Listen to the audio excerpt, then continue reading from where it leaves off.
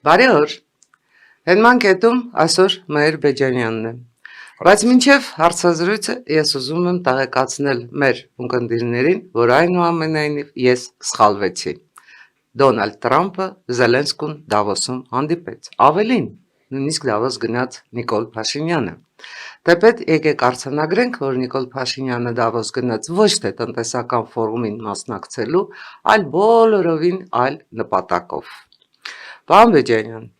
Դավոսում այսօր գրեթե պատմական իրադարձություններ։ Համենայն դեպս ստեղծվեց խաղաղության խորհուրդ, որին Դոնալդ Տրամպը բավականաչափ մեծ ծրագրեր է վերագրում։ Փորձենք հասկանալ, Դոնալդ Տրամպը իրոք նպատակ ունի ՄԱԿ-ը փոխարինել խաղաղության խորհրդով, թե ինչպես ինքն է հայտարարել հենց այսօր համագործակցելու է ՄԱԿ-ի հետ եւ ՄԱԿ-ը կլինի իր տեղում, խաղաղության խորհուրդը կլինի իր տեղում, կզբաղվի Գազայի խնդիրներով, գուցե նաեւ այլ խնդիրներով։ Ձեր տեսակետը։ Կարծում եմ ձեր հարցի պատասխանը եւ այո եւ ոչ, որովհետեւ մտածել, որ նոր ստեղծվող կառույցը կզբաղվի միայն Գազայի հարցով, առնվազն միամտություն է, բայց որ ինքը գալիս է փոխարինելու ՄԱԿ-ին, այդպես չեմ կարծում։ Կարծում եմ ՄԱԿ-ը եւ տվյալ կառույցը կհամագործակցեն ու կհամադրեն ուժերը։ Համենայն դեպս մենակ այնքանը, որ այսօրվա հանդիպման ժամանակ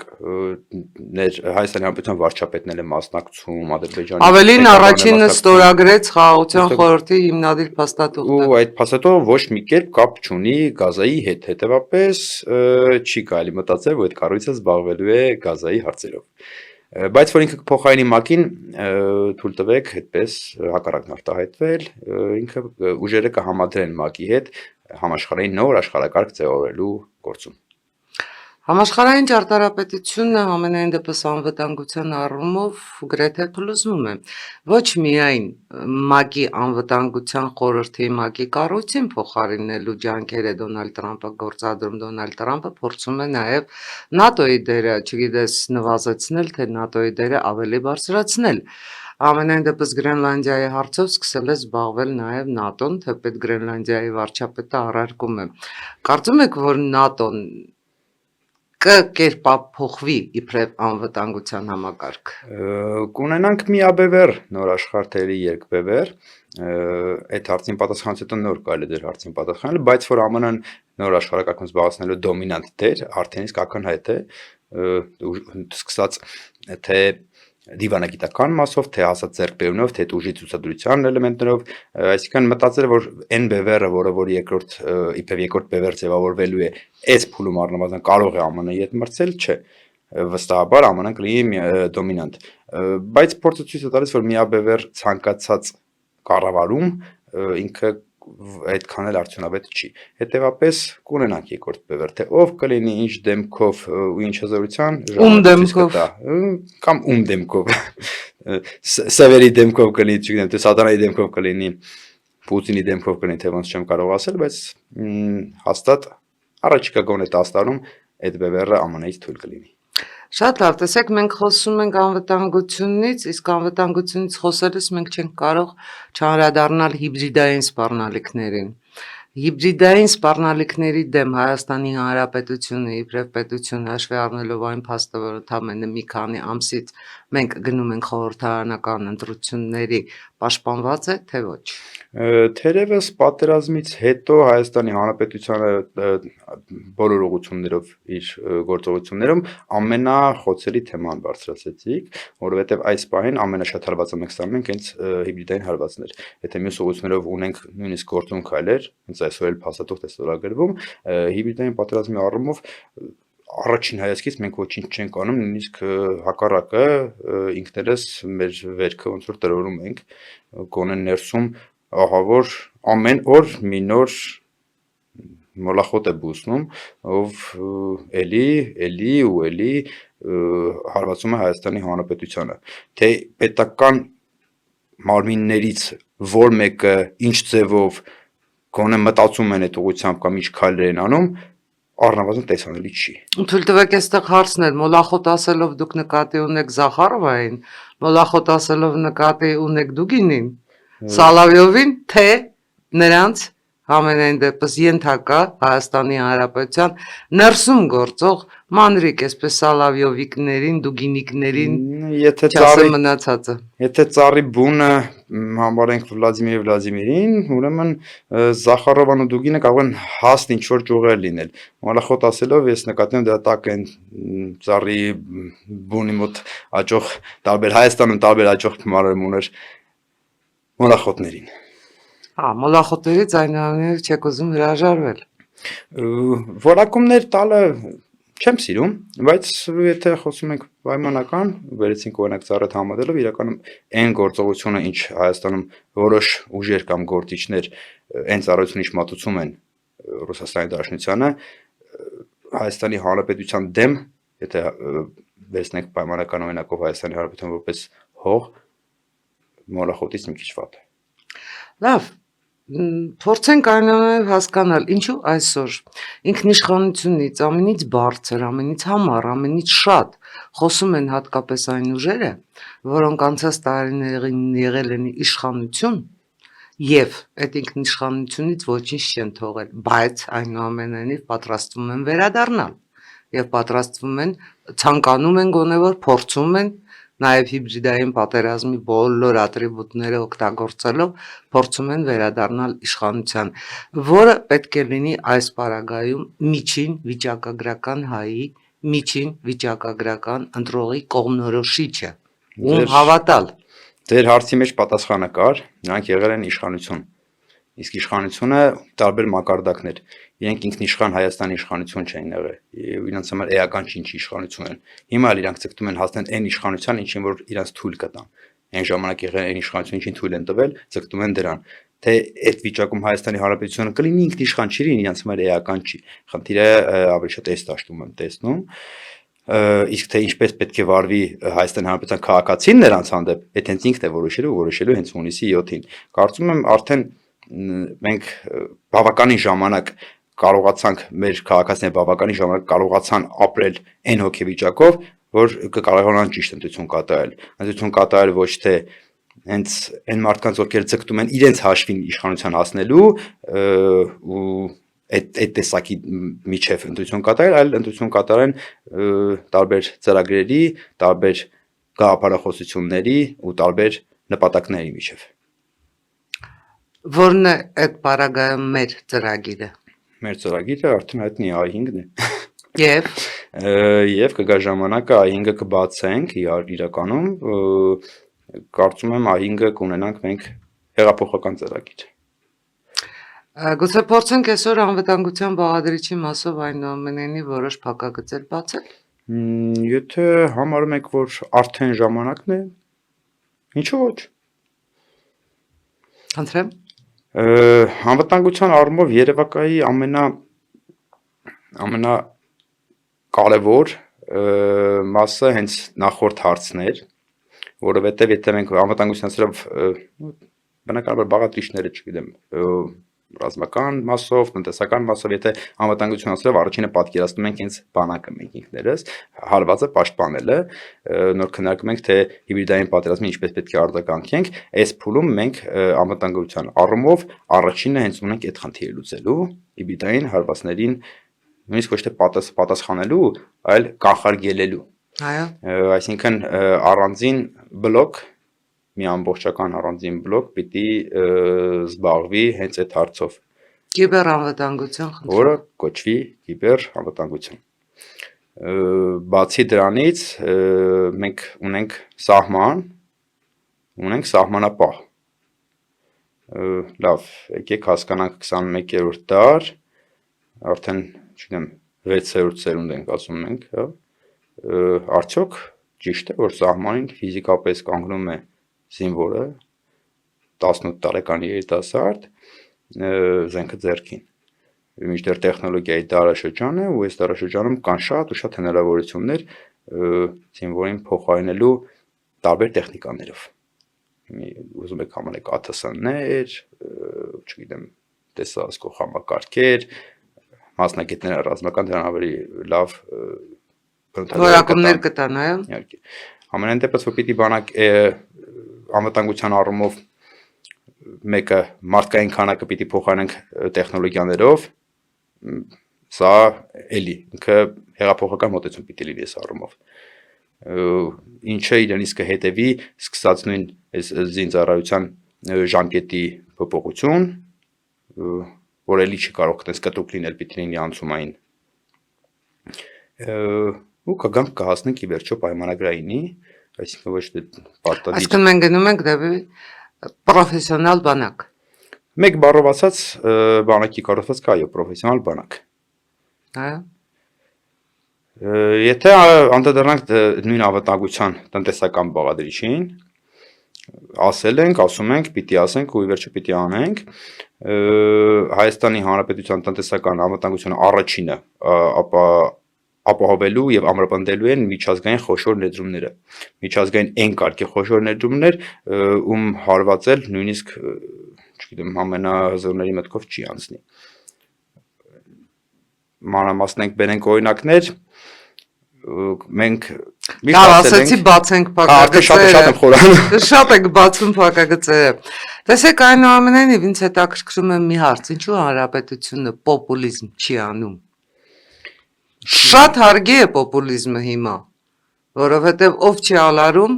այնպեսի հայտարարություններ է անում, բացահայտ պոպուլիստական, գուցե նաև բացահայտ դեմագոգիկ, որ եթե փորձում ես թեթև, ընդամենը մի քիչ խորանալ, հասկանում ես, որ այդ ամեն ինչը փուչիկ է, բայց շատ ականջահաճո փուչիկ է։ Օրինակ, ձեզ համար ինչքան հաճելի կլինի, որ դուք եթե լինեիք ձեռներեց փոքր ու միջին, ընդհանրապես հարկեր չվճարեիք։ Ձեր ականջին ինչքան հաճելի կլիներ, որ դուք ունենայիք վարչապետ եւ ձեր վարչապետը ընդամենը 1 դրամ աշխատավարձ ստանար։ Մնացածը արդեն չասեմ, որովհետև ես էլ հակված չեմ այդ ցնդաբանությունները տիրաժավորելու։ Այստեղ իմ խնդիրը իսկապես հանրապետությունը ինչու պոպուլիզմ չի անում, այդ հարցին պատասխանելն է։ Սևակն ասում էր մի գնա հարթած ճանապարհով, այլ ճանապարհ հարթիր, ու եթե վերցնենք էլի կարճաժամկետ, երկարաժամկետ պոպուլիզմը ինքը կարճաժամկետ էֆեկտ ունի, դու կարող ես խաբել, գալ իշխանության, վերջո խոստումը չկատարել, հիասթափեցնել, ու նույնիսկ եթե այդ ընթացքում լավ բաներ անես, բայց դու արդեն իշխանություն ես։ Դու իշխանություն ես, դու կարող ես ինչ-որ քայլեր նույնիսկ անես ամենաազնիվ մղումով, բայց միևնույն առաջացնելու ես հիասթափություն։ Իսկ այդ հիասթափությունը կոտրում ամենակարևորը ժողովրդի կամքը։ Մենք այն մոտեցմանն ենք կողմնակից, որ պետք է ժողովրդի հետ ազնիվ լինել։ Դու պետք է ասես, ժողովուրդ ջան, այս ինչ որ մտածում ենք անես, դա տևելու է 5 տարի, 10 տարի կամ 20 տարի, բայց մենք գնալու ենք սրան։ Եթե դու ասես ես սա կգամ եւ վաղը կանեմ, հնարաբար քեզ քվե կտան։ Կամ գաս խափես այս կսարքեմ, չգիտեմ, կոմար թոշակները 1 միլիոն, վարկերը 0%, չգիտեմ, վարչապետին աշխատավարձ չեմ տա, ականջահաճո է։ Քվեն հավաքեցիր, նստեցիր, չարեցիր։ Լավ, 5 տարի հետո ինչ ես անելու։ Պիտի դուրս գաս այդ փողոց այդ մարդկանց հետ քայլես։ Լավ, հələ քո երեսնել մի կողմ։ Որ գիշերը գլուխը դրես բարձին չկարողանաս կամ չկարողանաս քնել, էդ էլ մի կողմ։ Բա երկիրը, ինչի համար ենք այդ ամեն ինչ անում։ Այսինքն մեկ բառով ասած պատասխանատվության հարցը ու այստեղ խնդիրն է, որ մեզ համար գերական երկիրը ու պետությունն է, այլ ոչ թե անձերը կամ առավելևս իշխանության հասնելը։ Ձեր կարծիքով 2026 ընտրությունները արժեքի թե գնի շուրջ են լինելու։ Պիտի անենք ամեն ինչ, որ արժեքի շուրջ լինի, ամեն ինչ։ Մեզանից հասանելիք ամեն ինչ։ Ինչ է դա նշանակում։ Հասնել ժողովրդի գիտակցության այն կետին, որ պարտադիր մասնակցելուց հետո մենակ այդ նշում անելով կամ այդ քվեաթերթիկը քվեատուփ գցելով մի հատ գործողություն չի, որ անում ես 5 րոպեում ու գնում ես տուն, այլ դու ճակատագիր ես կերտում ու այդ ճակատագիրը պիտի կերտես մտածելով պատասխանատվությամբ։ Այդ պատասխանատվությունը պիտի վերցնես քո վրա,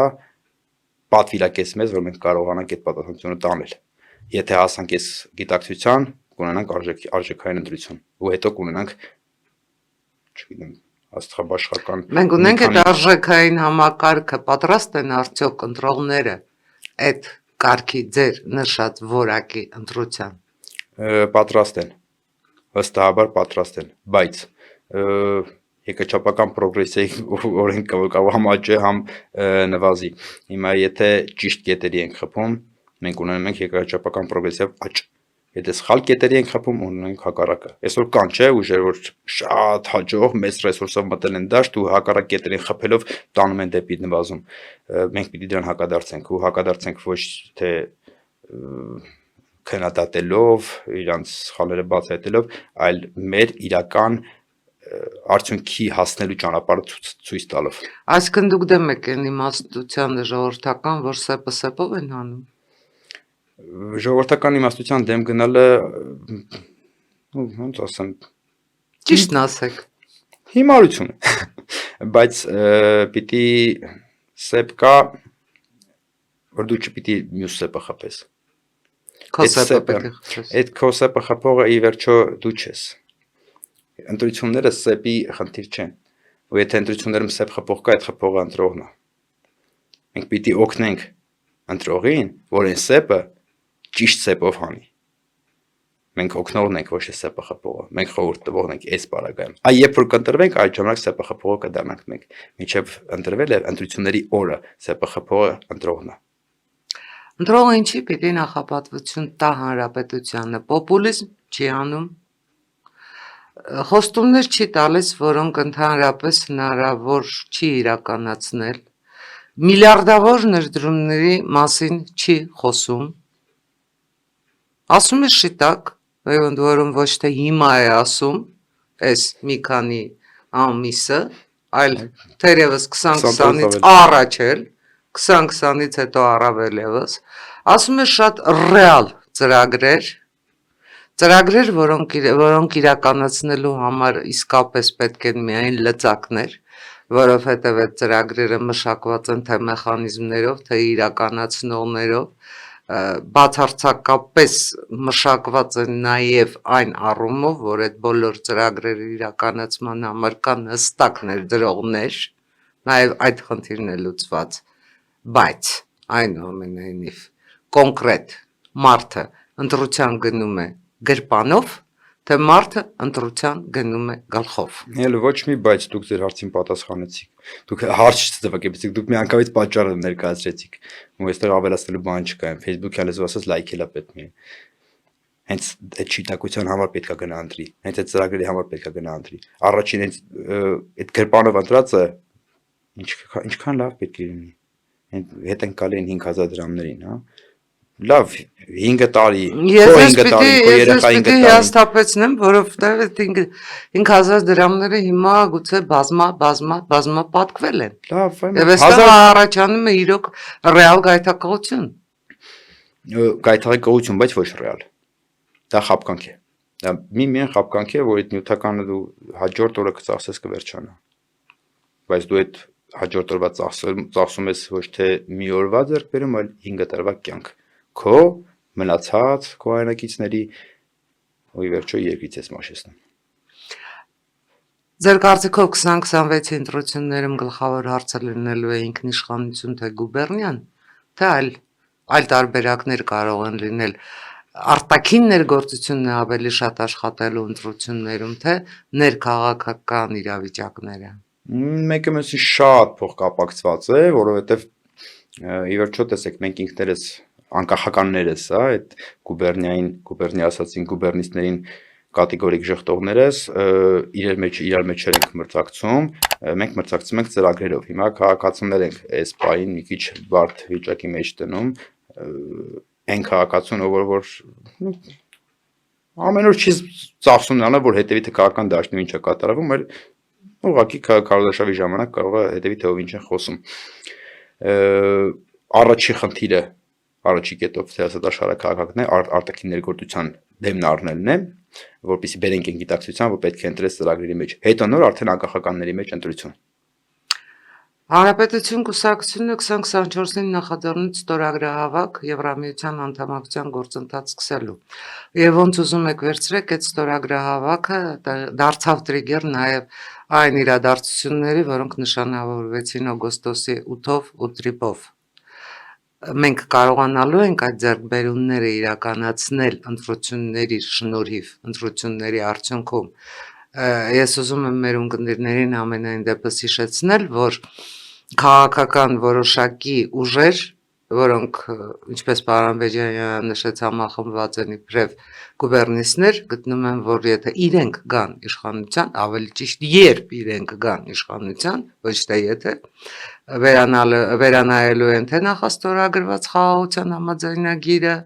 թե տրիպը, ու ընդհանրապես մեզ պետք է ոչ թե սոսկ խաղաղություն, այլ արժանապատիվ խաղաղություն, թեպետ որևէ մեկ երբևէ չի բացատրել ինչ է նշանակում արժանապատիվ խաղաղությունը։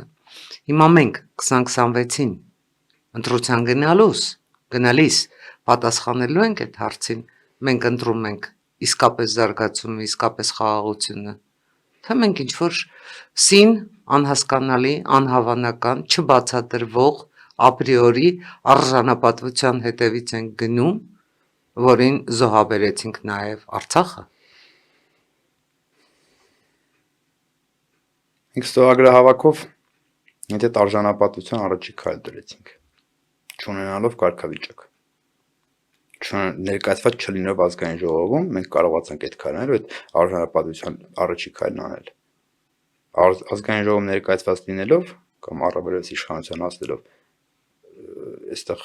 քննարկելու կամ կասկածելու բան չկա, թե ինչ արդյունքի կարող ենք հասնել։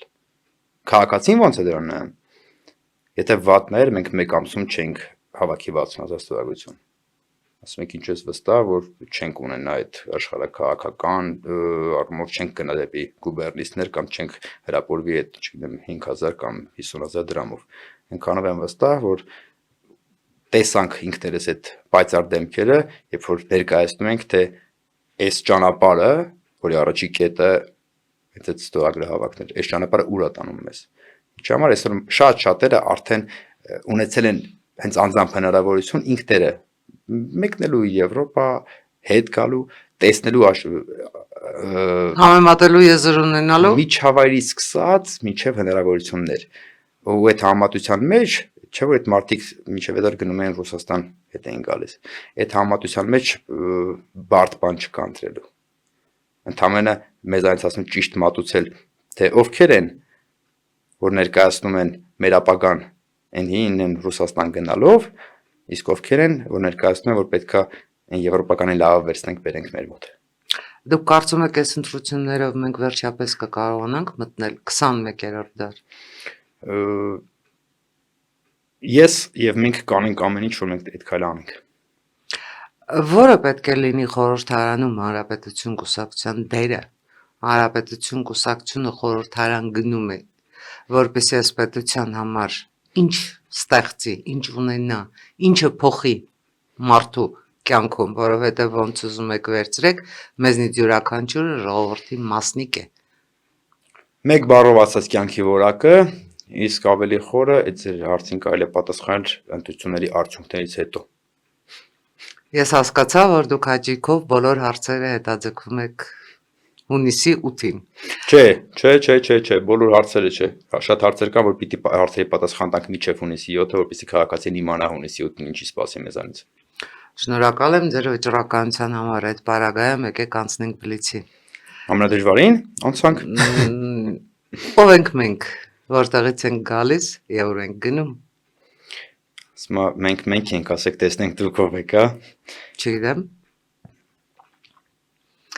Դա էր ձեր պատասխանը։ Դա էր իմ պատասխանը։ Լավ։ Հոլյոս Կեսարը ասում էր վենի վիդիվիցի, եկա տեսա հաղթեցի։ Ինչ կհարցնեիք, եթե հանդիպեիք Հոլյոս Կեսարին։ Կարծնի ինչպես։ Երբևէ Ռուբիկոնը անցել եք։ Հաճախ։ Հայաստանի 3 անհետաձգելի խնդիրները ձեր գնահատականով։ Կրթության որակ, անվտանգություն, տնտեսություն։ Ինչը երբեք չեք ների ոչ մեկին։ Դավաճանություն։ Ինչ եք ատում ամենից շատ։ Շողոքորթում։ Ձեր հարցը ինձ։